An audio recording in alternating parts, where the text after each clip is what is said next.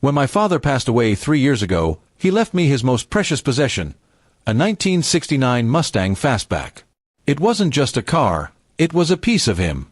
Every Saturday as a kid, I'd sit by his side in the garage, passing him wrenches, listening to the hum of the engine, and learning the value of patience and love.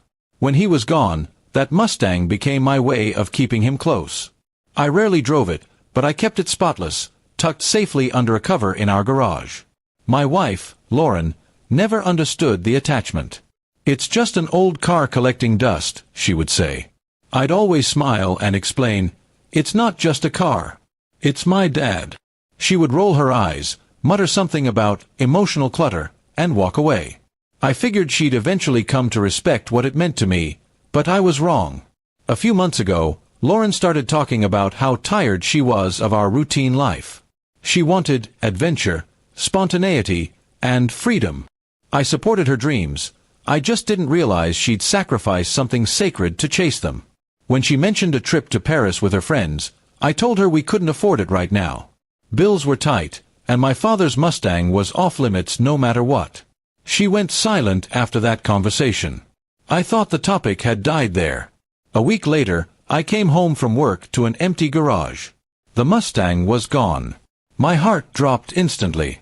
I called Lauren in panic, thinking maybe it was stolen, but she calmly said, "Relax, it's fine. I sold it. We can finally have some fun." I couldn't even form words. My throat went dry, my chest tight. She tried to justify it. "You never even drive the thing. It's just sitting there. I got a great price for it, enough for the Paris trip and maybe some savings." Her tone was proud, like she'd done me a favor.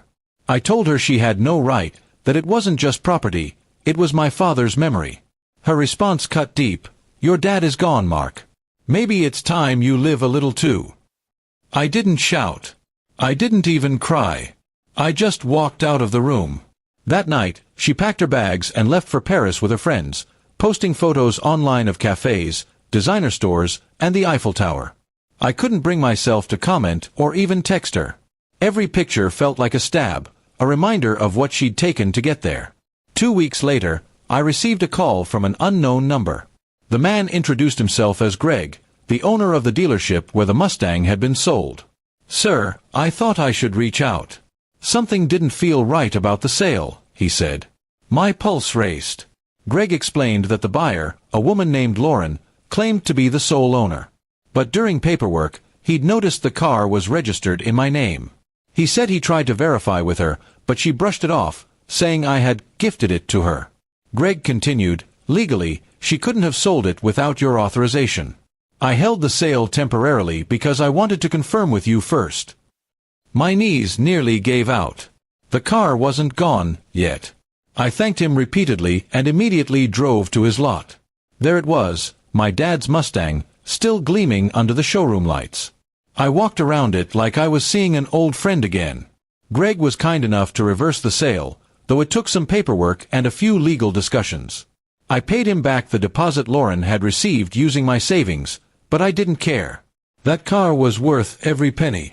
I brought it home the same day, parked it back in the garage, and stood there for hours, running my hands along the smooth paint, whispering a quiet, "Welcome home, Dad."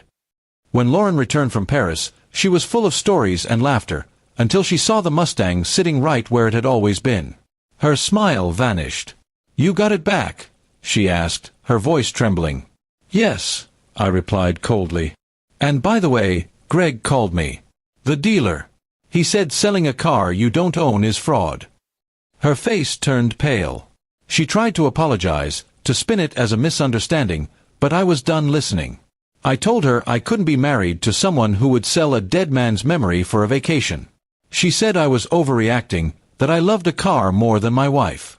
I quietly told her, "No, I just respect what love stands for, and you don't." Within a month, she moved out. I filed for divorce. It wasn't revenge, it was peace. I realized that someone who could trade a lifetime of memories for 2 weeks of pleasure would never understand loyalty or value. Now, every weekend, I sit in the garage with that Mustang, just like I did with Dad.